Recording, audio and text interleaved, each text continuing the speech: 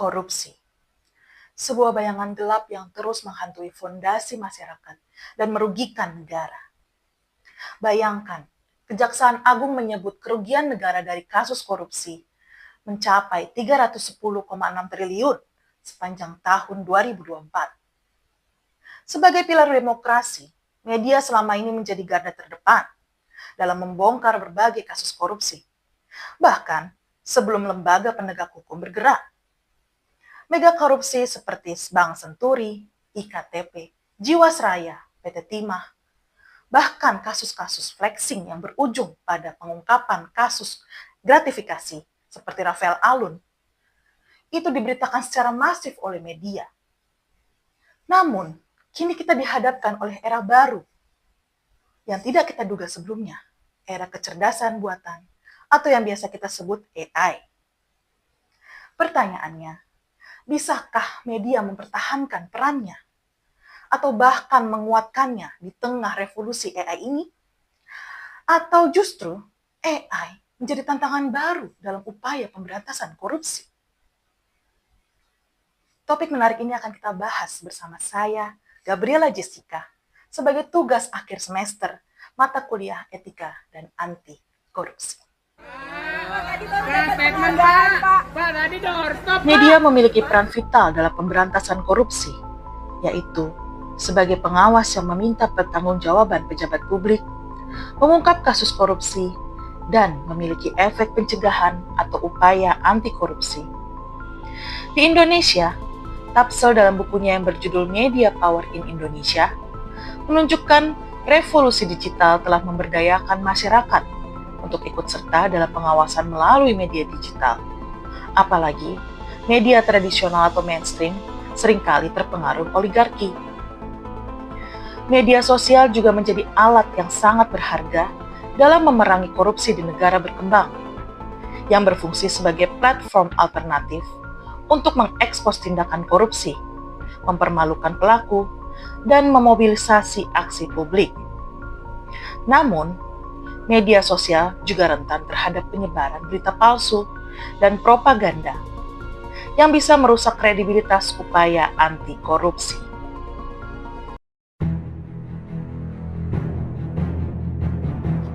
AI menjanjikan transformasi besar bagi jurnalisme, yaitu AI merevolusi sistem pelaporan, pembuatan konten, transkrip, analisis data, hingga pengecekan fakta, yang meningkatkan efisiensi dan menghemat waktu bagi jurnalis itu sendiri. Kemudian, AI juga dapat membantu jurnalis menemukan pola yang tersembunyi dalam volume data yang sangat besar, yang sulit bila dilakukan secara manual. Namun, transformasi AI bagi jurnalisme bukan tanpa tantangan. Yang pertama, ada kekhawatiran tentang hilangnya pekerjaan jurnalis dan terkikisnya independensi editorial. Yang kedua, yang lebih mengkhawatirkan, adanya wabah disinformasi. AI berpotensi menciptakan dan menyebarkan berita palsu serta deepfake yang sangat meyakinkan dan mengaburkan fakta, serta mempersulit upaya media untuk mengungkap korupsi. Yang ketiga, bias algoritma AI. Jika tidak dirancang dengan hati-hati, AI justru akan mengarahkan pada pelaporan yang bias. Mari kita simak video berikut ini.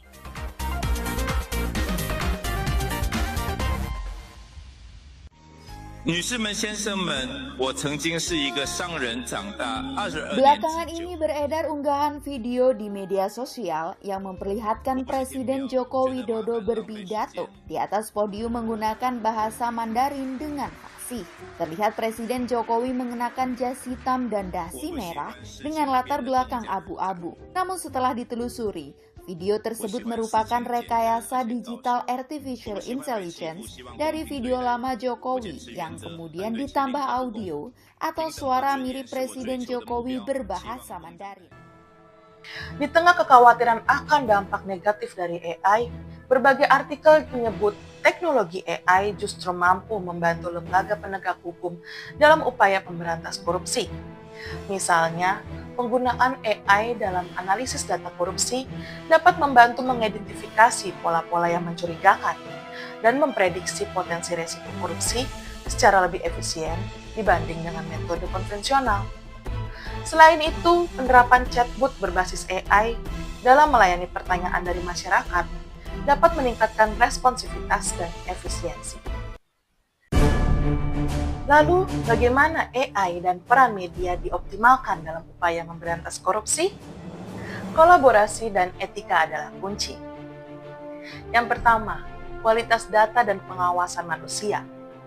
Verifikasi data dan pengawasan manusia harus selalu menjadi bagian dari proses yang didukung oleh AI, baik dalam jurnalisme maupun upaya anti korupsi. Di era AI ini, jurnalisme investigasi justru akan semakin dibutuhkan agar publik tetap memperoleh informasi yang valid dan mendalam, terutama dalam mengungkap kasus korupsi. Peran media tetap harus mengutamakan prinsip check and balance. Yang kedua, pendidikan dan regulasi etika. Penting untuk melatih jurnalis tentang implikasi etis dan bias algoritma. Kerangka regulasi yang kuat dan standar etika yang jelas diperlukan untuk mengawasi penggunaan AI di media dan dalam kebijakan anti korupsi. Bagi pemerintah sendiri, rekomendasi kebijakan yang dapat dilakukan yaitu menyusun kerangka regulasi yang kuat dalam pemanfaatan AI. Sudah banyak negara yang membuat peraturan untuk mengatur penggunaan AI-nya, seperti Tiongkok, Uni Eropa, Amerika, Inggris, dan lainnya.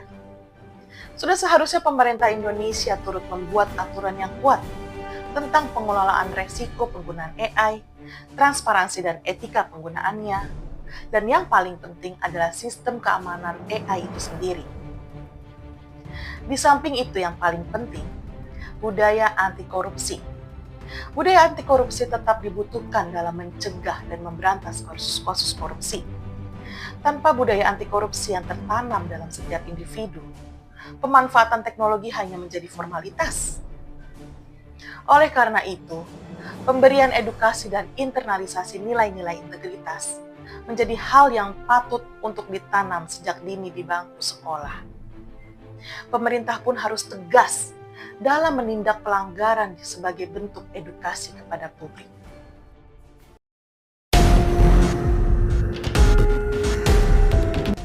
Era AI menghadirkan tantangan besar, tetapi juga peluang luar biasa.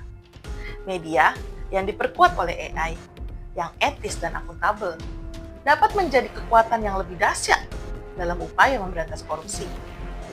Dengan komitmen terhadap transparansi, kualitas data, dan check and balance yang kuat, kita dapat memastikan AI menjadi sekutu dalam perjuangan panjang menuju kebenaran dan keadilan. Karena itu, mari manfaatkan AI secara bertanggung jawab, dan mari terus dukung peran media dalam upaya memberantas korupsi.